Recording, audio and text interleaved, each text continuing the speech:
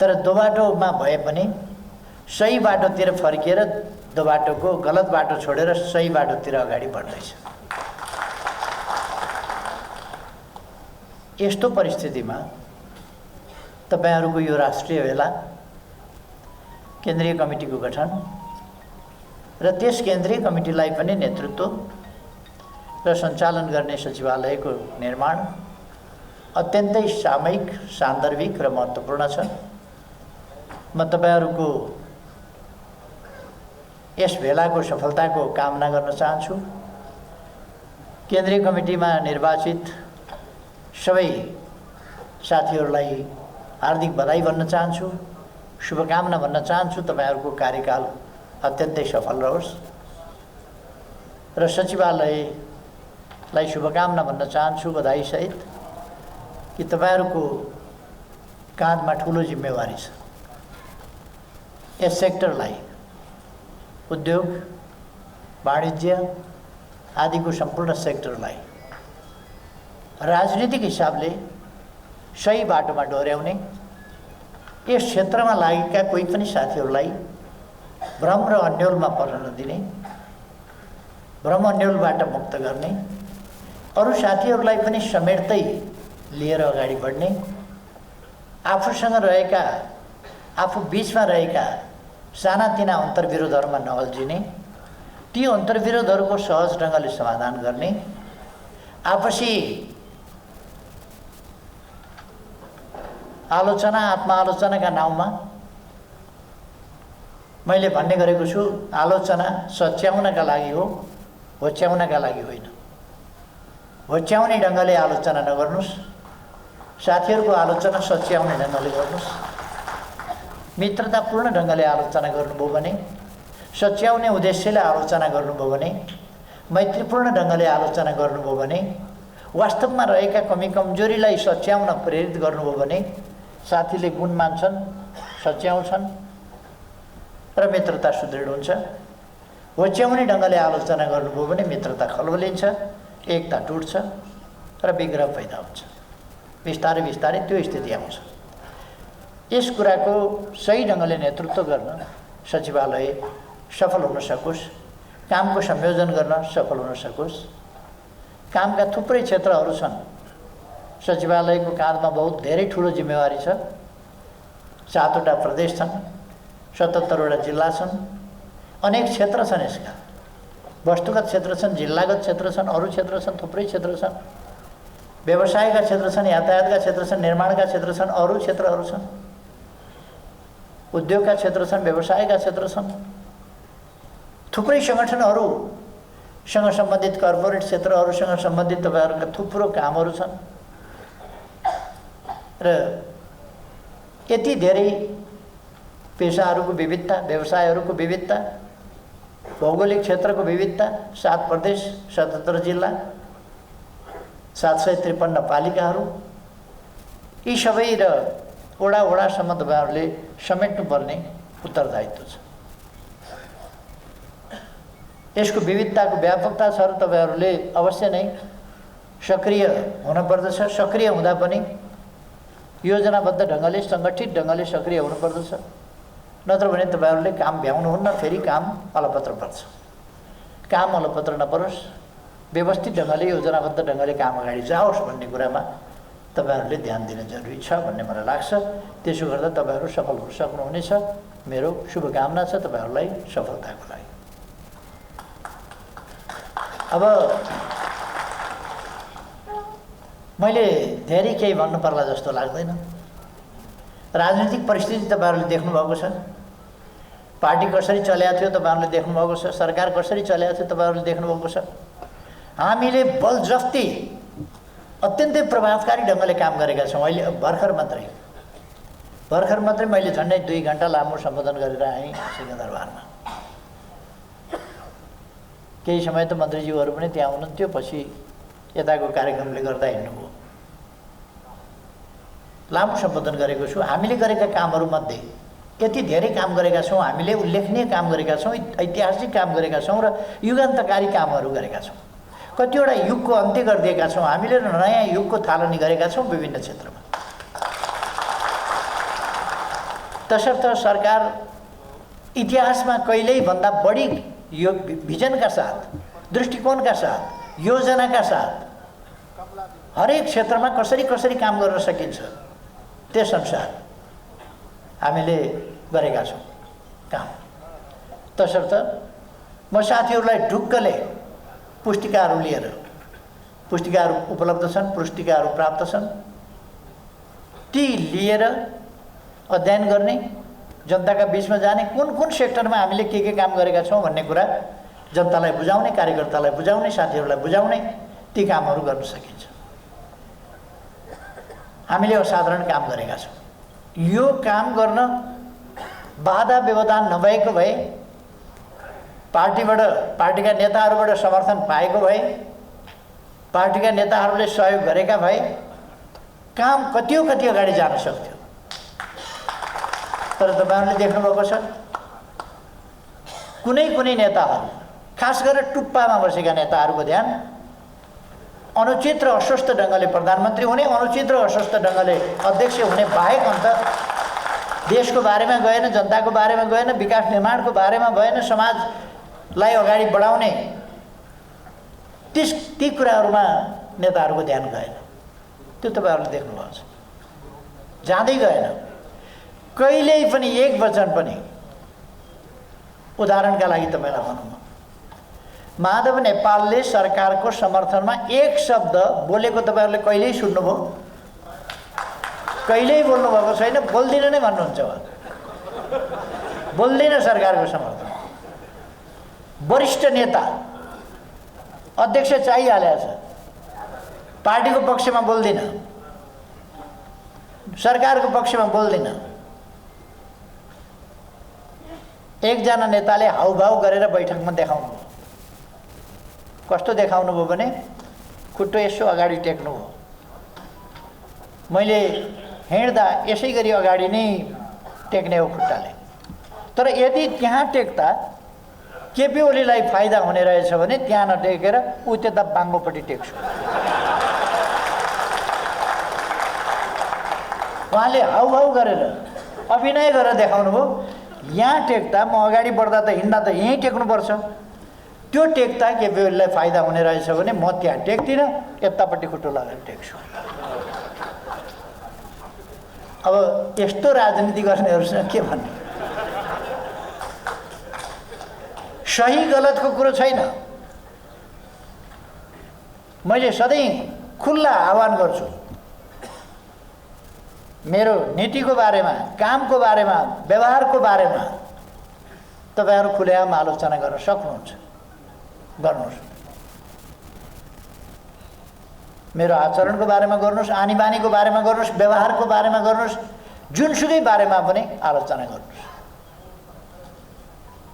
म तपाईहरुलाई मेरो दोष नदेखाउनुहोस् भन्दिनँ।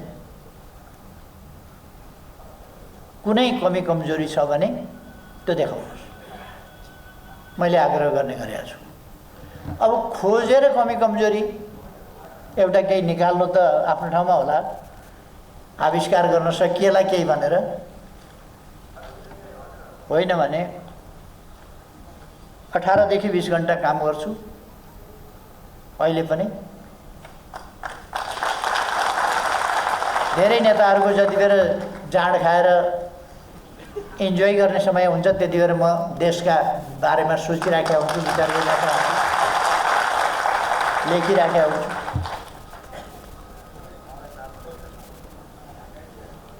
अरूले विभिन्न कुरामा खर्च गरिराखेका हुन सक्छन्, म त्यो कुरामा खर्च गर्दिनँ, मैले सामाजिक काममा खर्च गर्छु। अर्थात् वैयक्तिक तवरमा देखेँ म यहाँ मेरो जिल्लाका साथीहरू अगाडि राखेर भन्दैछु, मेरो जिल्लाको पनि हुनुहुन्छ, अर्को पनि हुनुहुन्छ मेरो जिल्लाको, मसँगै काम गरेका साथीहरू हुनुहुन्छ, दमकका पनि हुनुहुँदो रहेछ, मलाई निर्वाचन गरेर चुनेर पठाउने नै साथीहरू पनि हुनुहुँदो रहेछ। म भन्छु मेरो आचरणमा, आनी बानीमा, व्यवहारमा, बोली वचनमा कहीँ केही देख्नुहुन्छ भने कृपया मलाई सुझाव दिनुहोस्। म त्यो आह्वान गर्छु। दमकको साथीहरूले भन्न सक्नुहुन्छ मलाई, निर्वाचन क्षेत्रमा जाँदैन, त्यो साँच्चै आलोचना हो। तर निर्वाचन क्षेत्रमा उहाँहरूले नै भन्नुहुन्छ निर्वाचन क्षेत्रमा मात्रै केन्द्रित हुनुपर्ने आवश्यकता होइन, देशभरि हेर्नुपर्छ। त्यसकारण निर्वाचन क्षेत्र अहिले पनि साथीहरूले सुन्नुभयो, त्यहाँ हामी छौँ, त्यहाँ साथीहरू हुनुहुन्छ। म अलिकति आफ्नै क्षेत्रमा जानुपर्छ भनेर धेरै गइरहेको छैन, किनभने म देश बनाउने योजनाहरू बनाउँदैछु, देश बनाउने कार्यक्रम अगाडि बढाउँदैछु, देश बनाउने काम गरिरहेको छु, देशलाई भ्रममा पार्न खोज्नेहरूका भ्रमबाट देशलाई मुक्त गर्ने काम गरिरहेका छु। पार्टी भत्काउन यति बेर चुनावको घोषणा भइसकेपछि चुनावमा पार्टी एकजुट भएर जानु पर्दैन। एकजुट भएर पार्टी जानुपर्ने ठाउँमा पार्टीमा विभाजन ल्याउने, कसलाई जिताउन खोज्या, पार्टी फोडेर कसलाई जिताउन खोज्या, यो पार्टीलाई विभाजित गरेर हराउन खोज्या होइन, बटियामेट गर्न खोज्या होइन। तर म उहाँहरूलाई भन्न चाहन्छु, मैले जीवन शर्माको गीत पटक पटक सम्झिने कारण त्यही हो, पिलो निचोरिँदैमा ओजन घटेको हुन्न। पिलोहरू पिलाको खिल निस्किँदैमा ओजन घट्या हुन्न शरीर। त्यसकारण उहाँहरूले पार्टी फुटायौँ भने पनि, पार्टी फुट्छु भने पनि उहाँहरू फुट्नु होला, उहाँहरू जानु होला। 100-150 मान्छे, 200-400 जानु होला, तर 3 करोड नेपालीमा जनता उता जाँदैन। लाखौं कार्यकर्तामा उता कार्यकर्ता जाँदैन। 2-4 मान्छे छन्। केही मान्छेहरू कोबाट सञ्चालित हुन् थाहा छैन। तपाईहरुले अस्ति सुन्नुभयो, 16 जना मान्छे लाइन लागेर वक्ता भए। 16 जना वक्ता लाइन लागेर एउटा आमसभामा एउटा पार्टीको कुरा भन्नलाई 16 जना चाहिन्छ?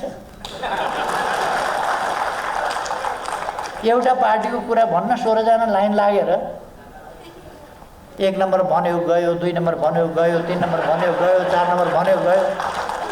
भन्ने कुरा के भन्दा ठिकै छ, एउटाले उद्योगको बारेमा, एउटाले व्यापारको बारेमा, एउटाले कृषिको बारेमा, एउटाले पर्यटनको बारेमा त्यसरी बोले भए त हुन्थ्यो। सबैको बोली के छ? केपी ओली, केपी ओली, केपी ओली।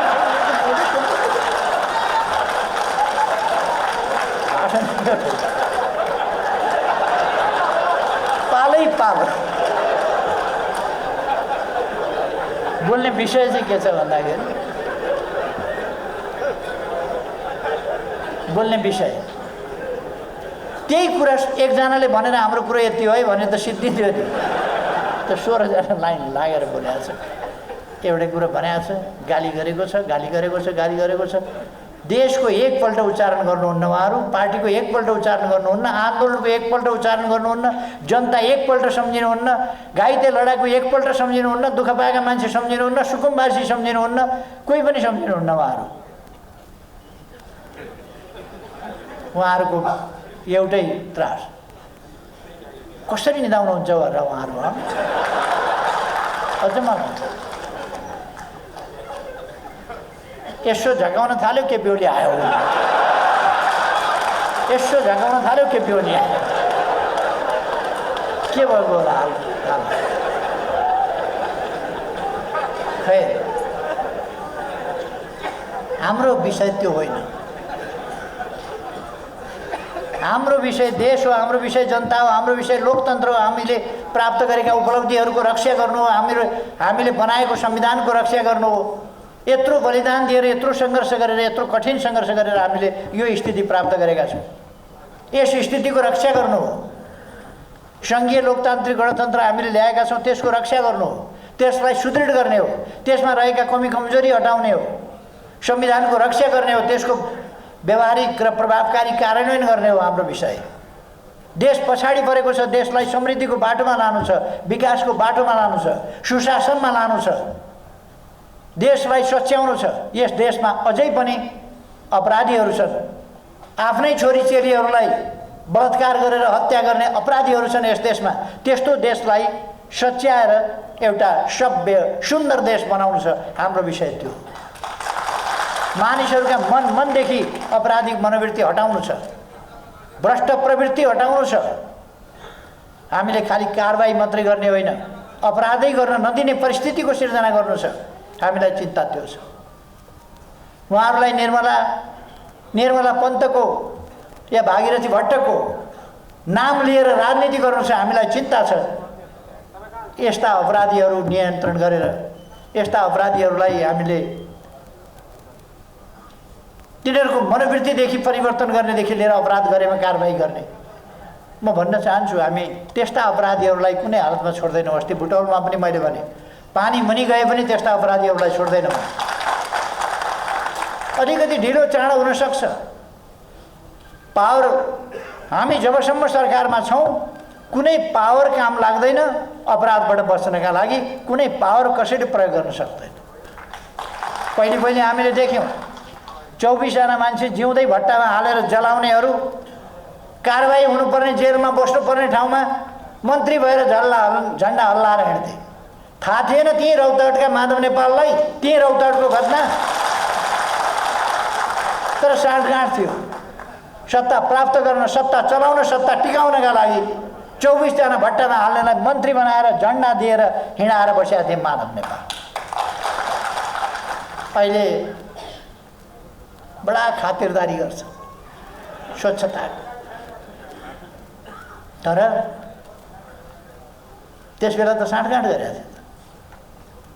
उहिलेदेखिका पनि अपराधीहरू हामी खोजेर निकालिरहेका छौँ भने अहिले भइरहेका अपराधका पनि अपराधीहरू कहीँ उम्किन पाउँदैन। तिनीहरूलाई हामी न्यायको कठघरामा उभ्याएर छोड्छौँ, दोषीलाई कारबाही गर्छौँ र पीडितलाई न्याय दिन्छौँ।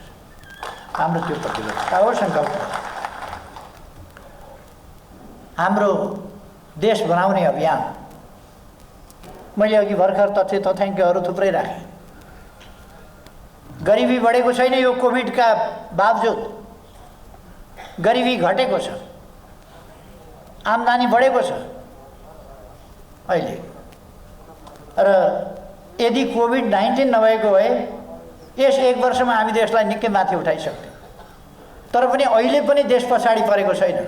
अब कोभिड-19 कमजोर भएको छ, हामीले भ्याक्सिन सुरु गरेका छौँ, जनतामा काफी सचेतनता आएको छ र कोभिड भ्याक्सिन आइसकेपछि अब कोभिड समाप्त भएर जान्छ।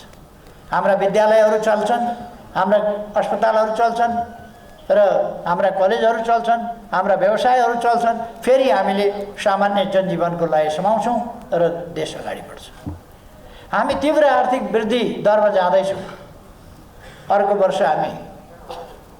अर्को वर्षको यस वर्ष हामी त्यो दाबी गर्न सक्दैनौँ, तर 22बाट हामीले आर्थिक वृद्धि दरलाई डबल डिजिटमा पुर्याउने त्यो स्थिति बन्छ। त्यो स्थिति किन बन्छ भने हामी विभिन्न उद्योगहरू स्थापना गर्दैछौँ, विभिन्न खानीहरू उत्खनन गर्दैछौँ।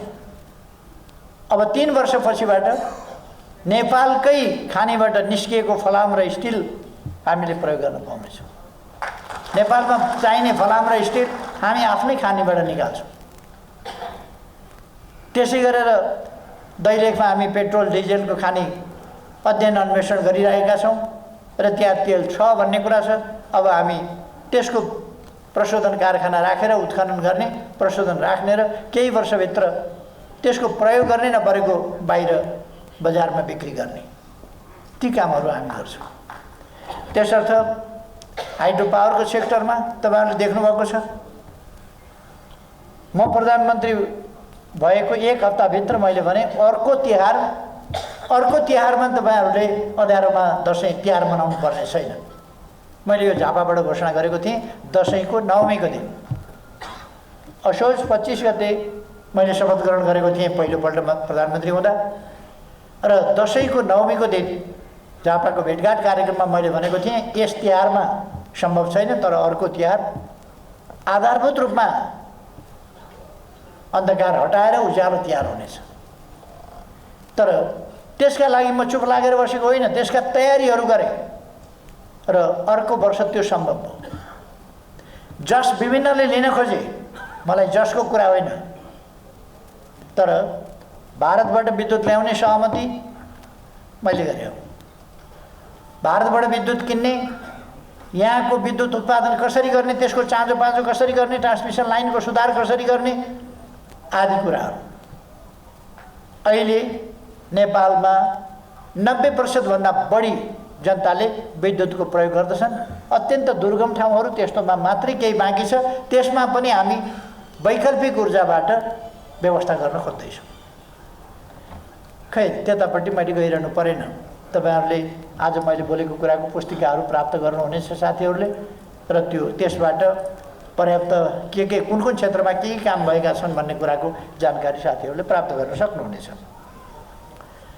म के भन्न चाहन्छु भने यसभन्दा पछि उद्योग वाणिज्य मन्त्रीज्यू नै हुनुहुन्छ। उहाँले सरकारका तर्फबाट नीतिहरू, सरकारले सोचेका कुराहरू, यस क्षेत्रमा गर्नुपर्ने कुराहरू, यस क्षेत्रका उद्यमी व्यवसायी, यस क्षेत्रका कार्यकर्ता, यी सबै कुराहरूलाई सम्बन्धमा सरकारको के नीति छ ती कुराहरू राख्नु नै हुनेछ। म के भन्न चाहन्छु भने रोजगारीका अवसरहरू सिर्जना हुने ठाउँमा लगानी गर्नुस्, सहकारीको अत्यधिक प्रयोग गर्नुस्, साना पुँजीलाई जोडेर ठुलो काम गर्न सकिने माध्यम सहकारी हो, ठुलो मात्रामा उत्पादन वृद्धि गर्न सकिने सहकारी हो, उत्पादनको एउटा क्षेत्रमा एउटा ठाउँमा भोल्युममा उत्पादन गर्ने त्यो क्षेत्र सहकारी हो, जसबाट हामी निर्यात गर्न सक्छौँ। सानो मात्रामा उत्पादन भयो भने त्यसले बजार पाउँदैन, ठुलो मात्रामा उत्पादन भयो भने त्यसले बजार पाउँछ। त्यसकारण बजार प्राप्त गर्नका लागि ठुलो भोल्युममा उत्पादन गर्नुहोस्। त्यसलाई सहकारीको माध्यम पनि बनाउन सकिन्छ, सहकार्यको विधि अपनाउन सकिन्छ र देशका लागि आत्मनिर्भरतातर्फ देशलाई लाने उपभोग्य वस्तुहरूको उत्पादन गर्ने कुरा गर्नुहोस्। र अर्को चाहिँ उत्पादन कसरी वृद्धि गर्ने, रोजगारीका अवसर कसरी सिर्जना गर्ने, मुख्य दुईटा कुरामा बढी ध्यान दिनुहोस्। सदुपयोगको सिद्धान्त लिनुहोस्।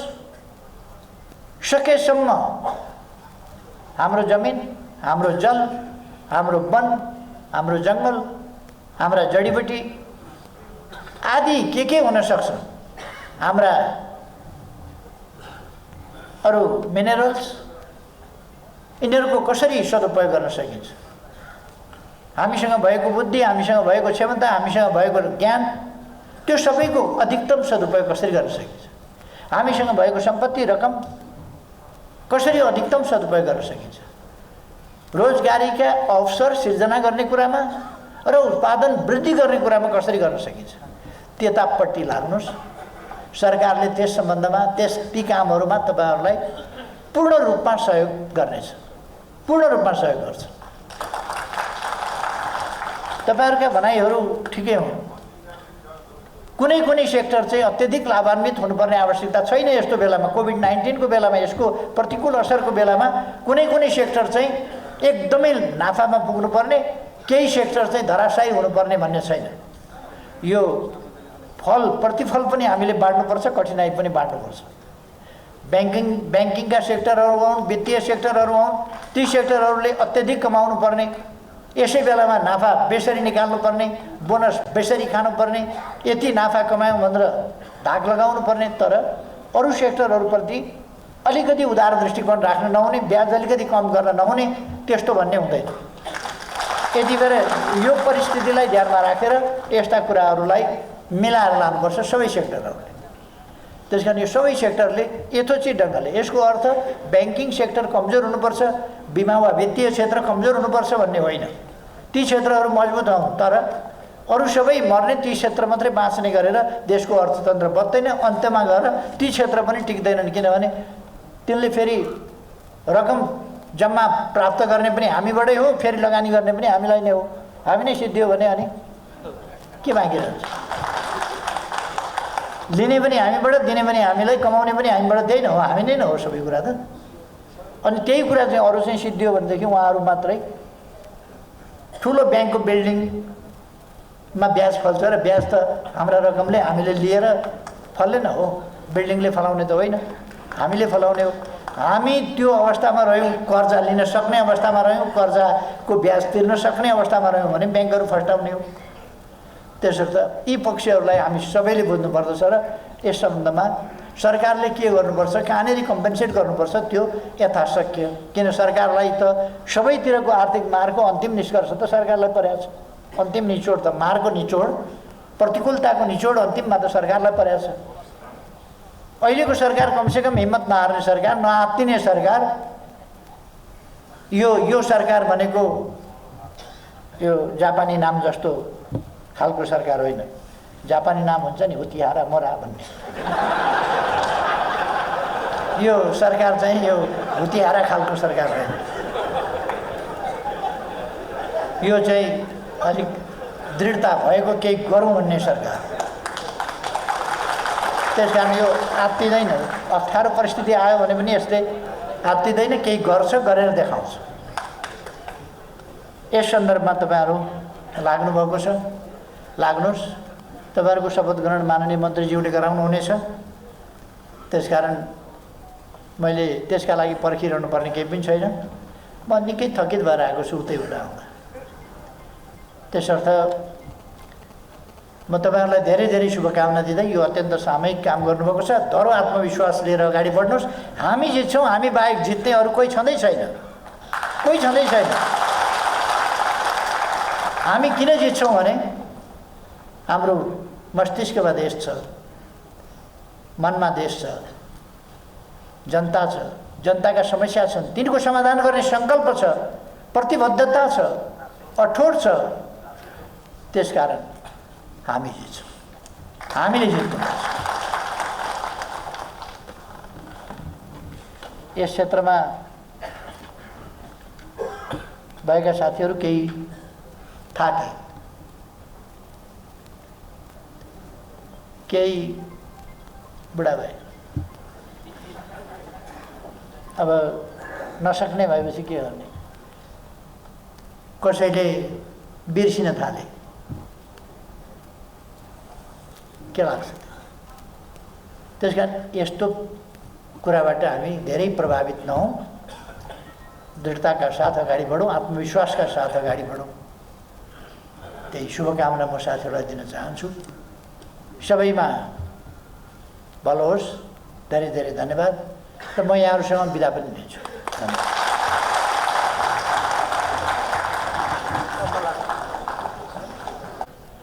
सबैभन्दा पहिले यहाँहरू सबैलाई म पार्टी स्थायी कमिटी, नेपाल सरकार र स्वयं मेरो आफ्नो तर्फबाट हार्दिक नमस्कार तथा अभिवादन व्यक्त गर्न चाहन्छु। र यो राष्ट्रिय भेला जसले मूल थीम राखेको छ जिम्मेवार व्यवसाय, विकास र समृद्धिमा हाम्रो प्रतिबद्धता, लगानीको सुनिश्चितता र रोजगारी सिर्जना आजको आवश्यकता, असाध्यै महत्त्वपूर्ण थीमसहित आयोजना भएको यो राष्ट्रिय भेला भव्यताका साथ सफल होस्, म हार्दिक शुभकामना पनि व्यक्त गर्न चाहन्छु।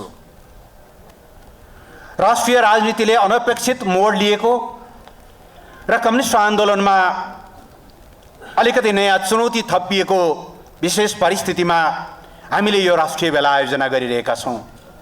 हुन त पार्टीको शीर्ष तहमा देखा परेका समस्याहरूको बाछिटा उद्योग व्यवसाय क्षेत्रमा नपर्नुपर्ने थियो, किनभने उद्योग व्यवसायलाई मुलुकमा राजनीतिक स्थिरता चाहिन्छ, बलियो सरकार चाहिन्छ, नीतिको निरन्तरता चाहिन्छ। राजनीतिक स्थायित्व, नीतिगत प्रष्टता र निरन्तरतामा मात्रै उद्योग र व्यवसायहरू फस्टाउन सक्छन्। तर कस्तो देखियो भने पार्टीमा त केही नेताहरूको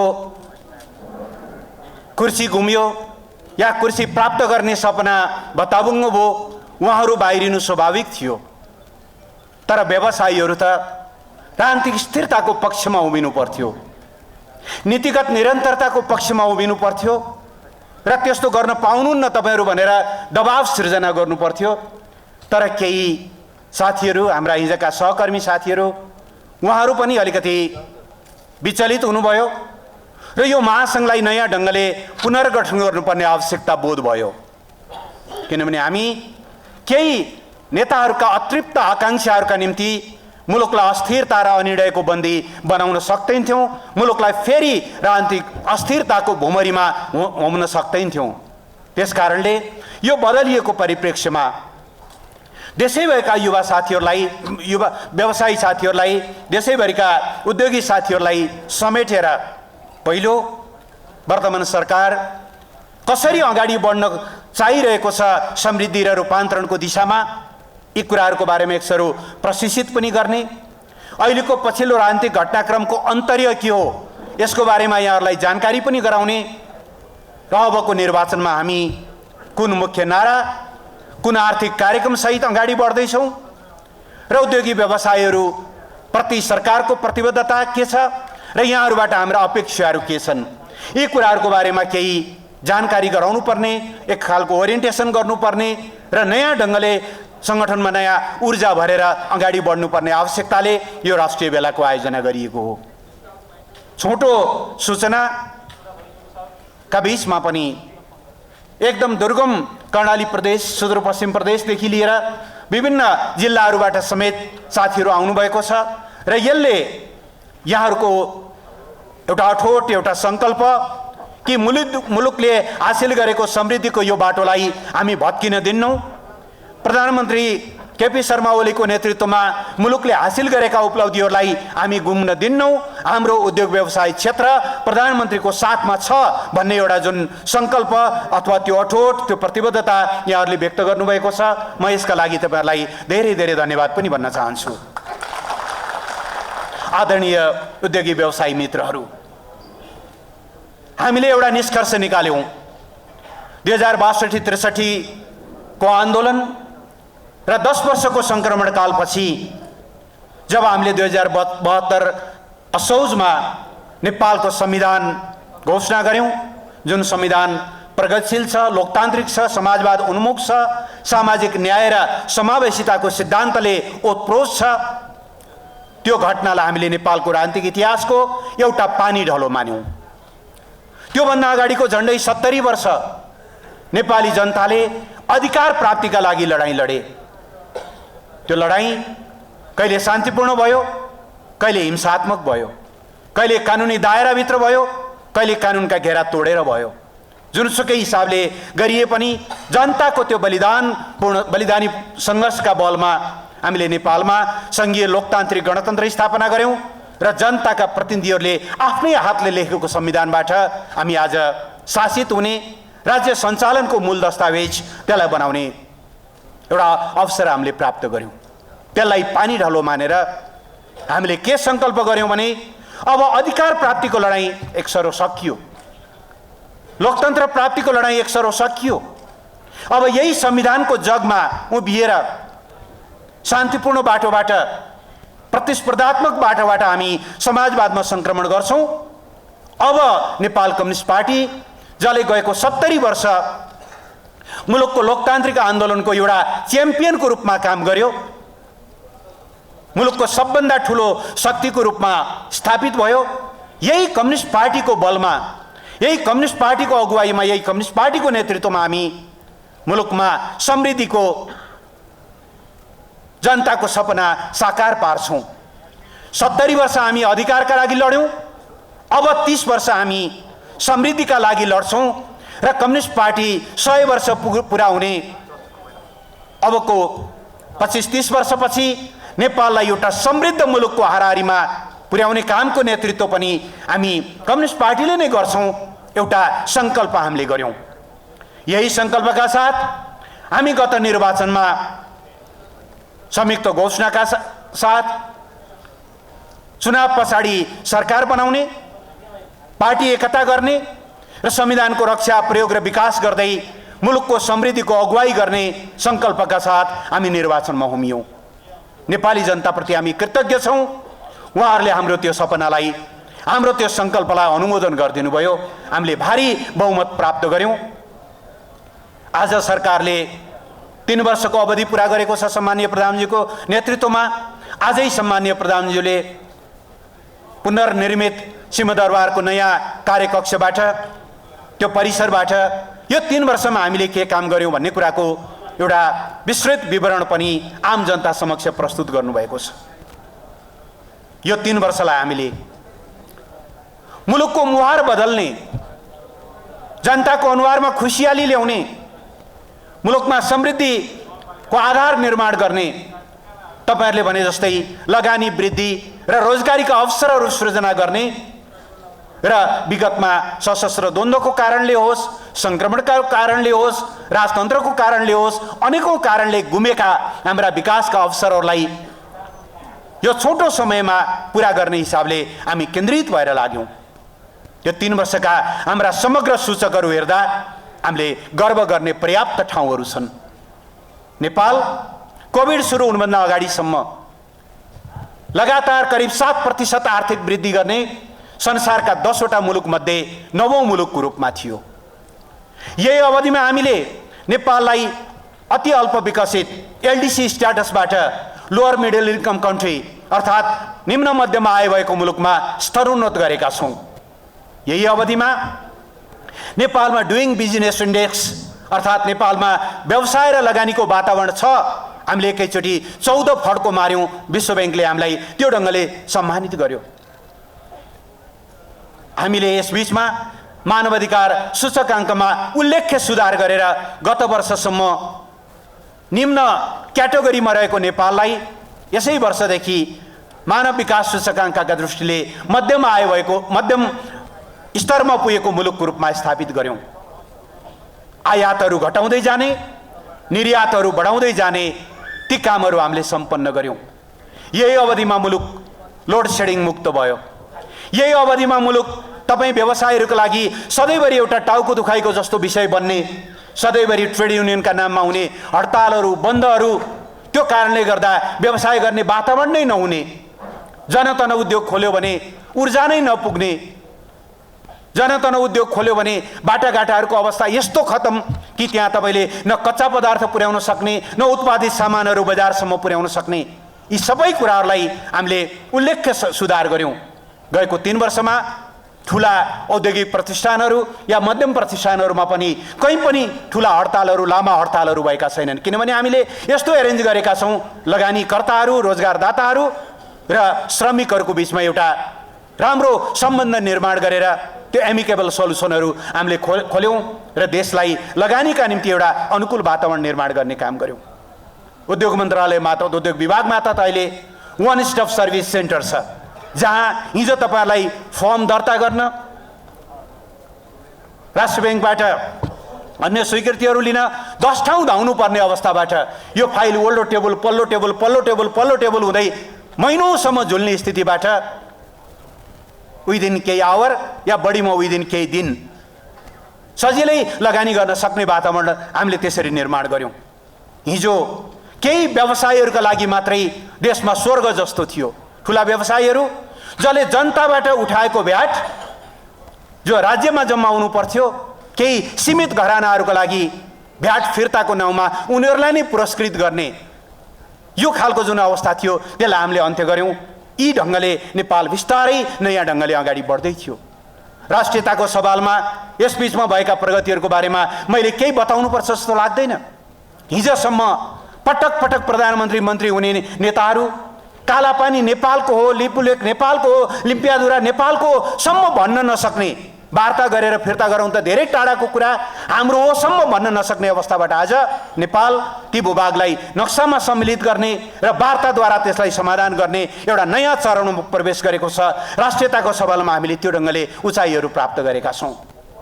सरकारको ध्यान यो अवसरलाई, जनताले दिएको यो अवसरलाई मुलुकको समृद्धिमा रूपान्तरित गर्ने हिसाबले केन्द्रित भयो। प्रधानमन्त्री दोस्रो चोटि किडनी ट्रान्सप्लान्ट भएको त्यो मान्छे 18-19 घण्टासम्म रात भरसम्म यो मुलुकको रूपान्तरणका लागि उहाँ अहोरात्र खटिनु भयो। तर केही नेताहरूको लागि यो अवधि मुलुकलाई समृद्धितिर लैजाने होइन, विकासतिर लैजाने होइन, मुलुकको रूपान्तरणतिर लैजाने होइन, भागबण्डा गरेर बाँडी खाने